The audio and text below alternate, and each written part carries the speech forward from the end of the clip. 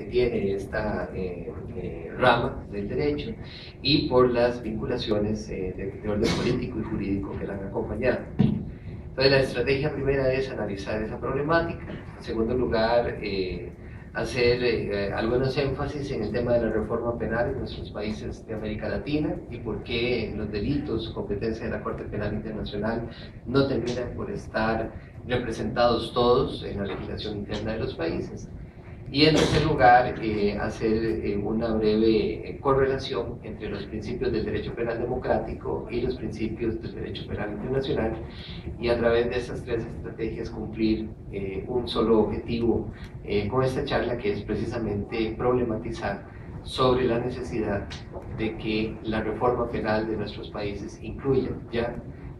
los delitos que integran la competencia de la Corte Penal Internacional, no solo para ratificar el principio de complementariedad, sino también para ratificar el principio de aut judicare, que viene desde Hugo Grocio, que es: si no los entrega, júzguenlos. Entonces, esas son, digamos, las tres estrategias y el objetivo que quiero cumplir. Quiero comenzar haciendo una breve introducción de un tema que se ha convertido ya en un lugar común, que es decir, que la reforma penal de nuestros países está concentrada en otra cosa. Básicamente, en la mente del legislador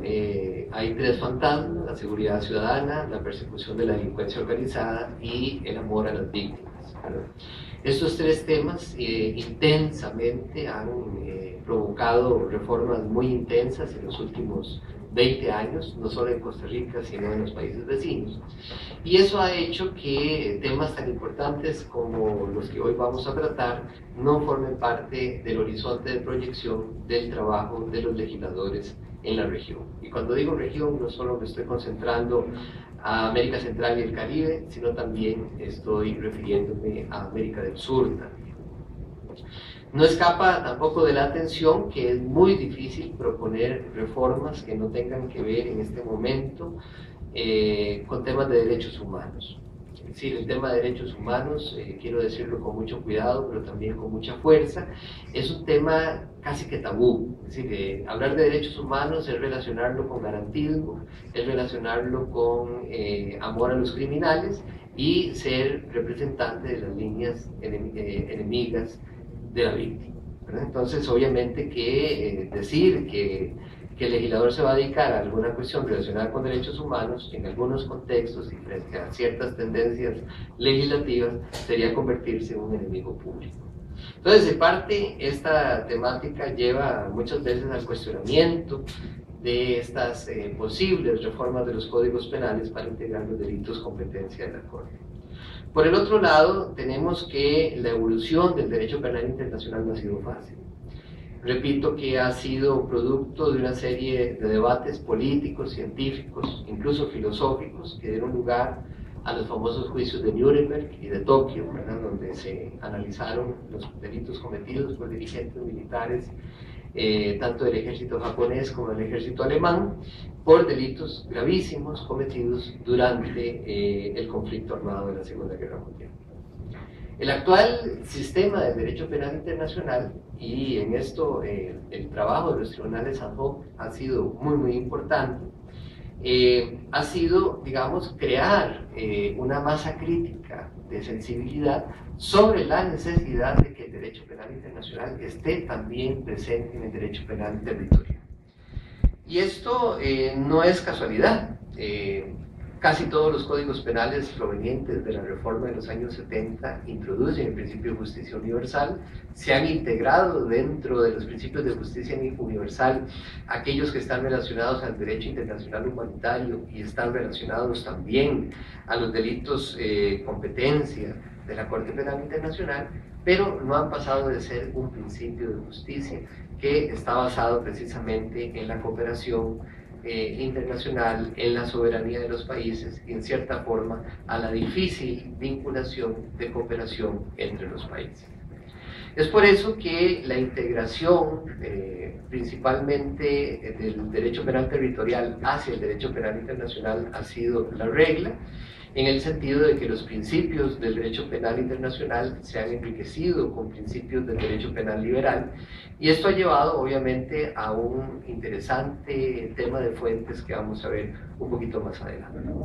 Pero quiero hacer énfasis en que dentro de esa relación común, esa integración de alimentación dogmática y de filosofía del derecho que se da entre el derecho penal territorial y el derecho penal internacional, tenemos principalmente toda la discusión sobre el principio de legalidad, de protección de bienes jurídicos, de responsabilidad personal subjetiva y de, indudablemente, de priorización de las tipificaciones, que van a ser todos temas de los expositores que a continuación estarán con ustedes.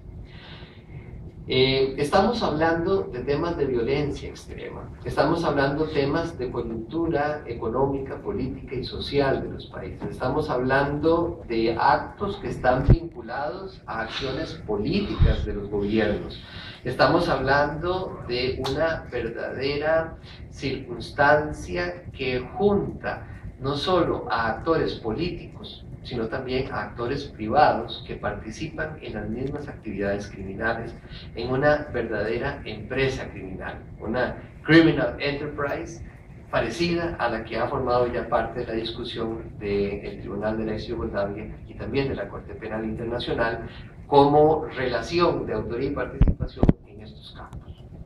No ha faltado quien, como un querido amigo nuestro, el doctor Daniel Pastor,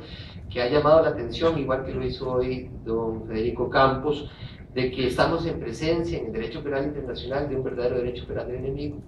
Otro querido amigo, el profesor Cayambos, dice, no debemos de hablar de derecho penal del enemigo. Yo soy muy desobediente y sigo hablando de eso, y creo que no dejaré de hablar de eso nunca. Porque hay que tener presente que no todo de lo que fundamenta o justifica la jurisdicción penal internacional estaría justificado y bendecido por los medios que se han proveído para su persecución. El reconocimiento de una justicia penal internacional no puede hacerse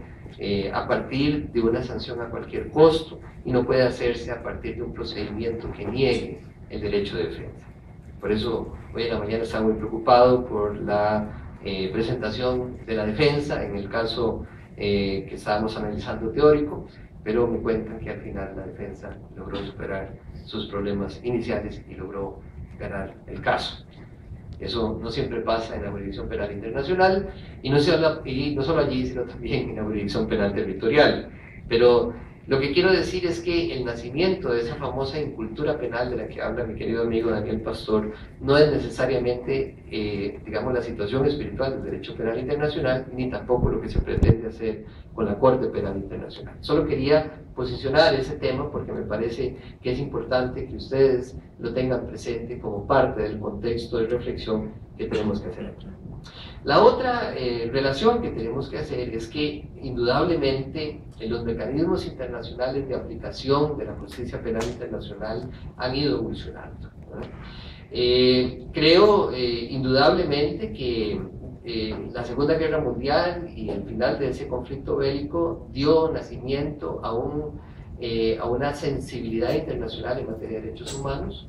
Dio nacimiento también a las bases fundamentales de construcción de tribunales ad hoc, como son los de Camboya, Timor Oriental, Kosovo y Sierra Leona, pero también de la ex Yugoslavia, que y debería incluir también los de Ruanda, que están indudablemente vinculados por una tradición histórica y política similar, pero también por una tradición jurídica que los hermana.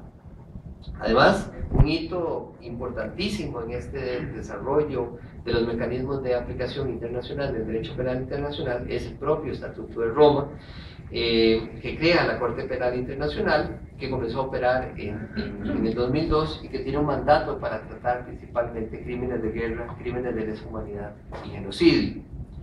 Entonces, esta idea de crear un mecanismo ya vía un estatuto previo que le concede competencia y una lista de delitos a reconocer es precisamente el fruto de todo este proceso de reflexión sobre la necesidad de derecho legislado en materia de derecho penal internacional.